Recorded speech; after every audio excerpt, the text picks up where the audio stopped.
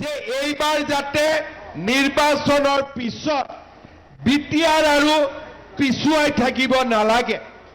আজি আপোনালোকে দেখিব বিপিএফৰ যদি মিটিঙলৈকে আপোনালোকে যায় তাতে দেখিব হাগ্ৰামা মহিলাৰীয়ে প্ৰমোদ বড়োক সমালোচনা কৰি আছে। যদি প্ৰমোদ বড়োৰ মিটিঙত যায় আপোনালোকে দেখিব প্ৰমোদ বড়োৱে হাগ্ৰামা মহিলাৰীক সমালোচনা কৰি আছে বা তেওঁলোকে বিভিন্ন কথা কৈ আছে। আমি কিন্তু একো ক'ব খোজা নাই। আমি কৈছো কোনো মানুহক আমি সমালোচনা নকৰোঁ। আমি মানুহৰ কাৰণে কি কৰিম, কেনেকৈ আমি বিটিআৰক আগুৱাই লৈ যাম, আমি তাৰ বিষয়ে কথা ক'ম। ইউপিপিএলে বিপিএফক গালি পাৰক, বিপিএফে ইউপিপিএলক গালি পাৰক, কিন্তু বিজেপিয়ে কাকো গালি নাপাৰে। বিজেপিৰ এটাই লক্ষ্য যে বিটিআৰৰ ল'ৰা ছোৱালী আই মাতৃ আৰু আমাৰ সমাজখনক আমি কেনেকৈ আগুৱাই লৈ যাব পাৰোঁ। আজি আপোনালোকে দেখিছে অহা 14 তাৰিখে প্ৰধানমন্ত্ৰী ডাঙৰীয়া মঙলদৈলৈকে আহিব। মঙলদৈত মেডিকেল কলেজৰ কাম আৰম্ভ কৰিব। বিএছচি নাৰ্ছিং কলেজৰ কাম হ'ব। জিএনএম স্কুলৰ কাম হ'ব। নাৰেংগী আৰু কুৰুৱাৰ মাজত 2000 কোটি টকা খৰচ কৰি দলং হ'ব। যদি মঙলদৈত এখন মেডিকেল কলেজ হ'ব পাৰে, ওদালগুৰিত কিয় এখন মেডিকেল কলেজ হ'ব নোৱাৰে? আপোনালোকে নিজে কওক।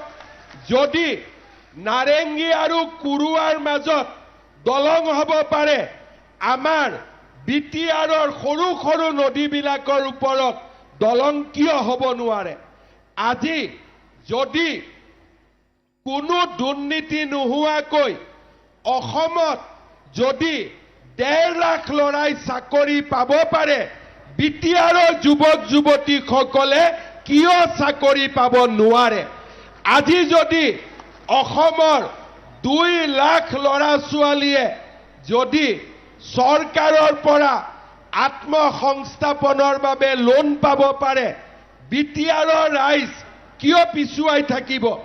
আজি যদি অসমৰ চাৰিওফালে হস্পিটাল হৈছে, স্কুল হৈছে, কলেজ হৈছে, আজি বিটিআৰৰ মানুহে কিয় সেই সুবিধাৰ পৰা বঞ্চিত হৈ থাকিব? আজি যদি অসমত সকলো মহিলাই 10,000 টকাৰ যদি চৰকাৰৰ পৰা চেক পাইছে, বিটিআৰৰ মহিলাই কিয় নাপাব? আজি যদি অসমৰ চাৰিওফালে 40 লাখ মহিলাই যদি অৰুণোদয় আঁচনি পাব পাৰে, আমাৰ বিটিআৰৰ আই মাতৃয়ে কিয় পাব নোৱাৰে? আজি আমি সেই প্ৰশ্নৰ উত্তৰ বিচাৰিব লাগিব। আজি আপোনালোকে চাওক, অসমত বিজেপিৰ চৰকাৰ আছে, দিল্লীত বিজেপিৰ চৰকাৰ আছে, কিন্তু কোকৰাঝাৰত বিজেপিৰ চৰকাৰ নাই। তাৰ কাৰণে কি হৈছে যে আজি চৰকাৰে যিমানবিলাক কাম কৰিব পাৰিছে, আজি বিটিআৰত সিমান কাম হোৱা নাই। এনেকে যদি আৰু 5 বছৰ চলি থাকে, বাকী অঞ্চল আগবাঢ়ি গৈ থাকিব, আমাৰ বিটিআৰখন পিছ পৰি গৈ থাকিব। সেইকাৰণে আমি ৰাজনীতি কৰিব খোজা নাই।